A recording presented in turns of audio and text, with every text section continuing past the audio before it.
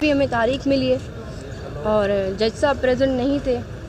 दूसरे जो SHO करीम चंद हुए उनकी बेल डिसाइड होनी थी और वो बेल डिसाइड नहीं हो सकी।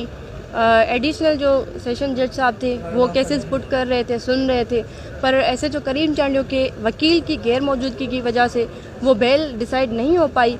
और दूसरी बात ये है कि देखें, मैं एक चीज़ वाज़ेह करना चाहती हूँ कि मुझे और मेरी फैमिली को ख़तरा है।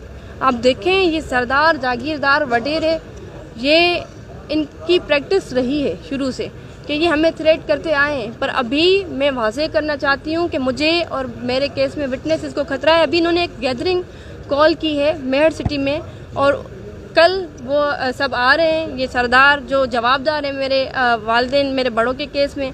तो आप देखिए कि ये क्या मैसेज देना चाहते हैं। इनकी पूरी प्लानिंग है। ये मेरे केस में जो विटनेसेस हैं उनको डराने धमकाने की कोशिश है।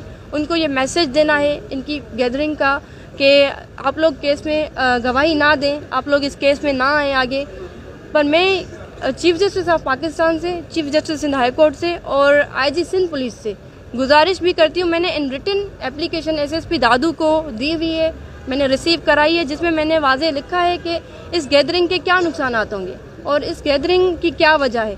तो इनको तब तक रोका जाए जब तक इस केस में जो है हमारी स्टेटमेंट्स रिकॉर्ड नहीं होती, जब तक इस केस का हतमन फैसला नहीं आता, तब तक इनको मेहर सिटी आने से रोका जाए और मेहर के अमन अमान को ख़राब करने से गुरेज करें।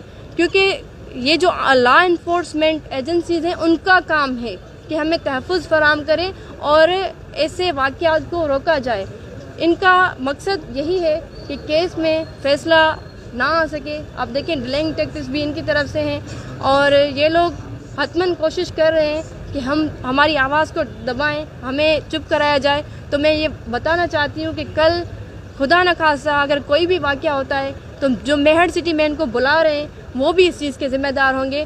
तो पीपल्स पार्टी को चाहिए कि अपने MPs को रोकें, तब तक रोकें जब तक हमारे केस का फैसला नहीं आता। क्योंकि इनका हर अंदाज जो है, इनकी जो एक एक्टिविटी है वो इम्पेक्ट कर रही है।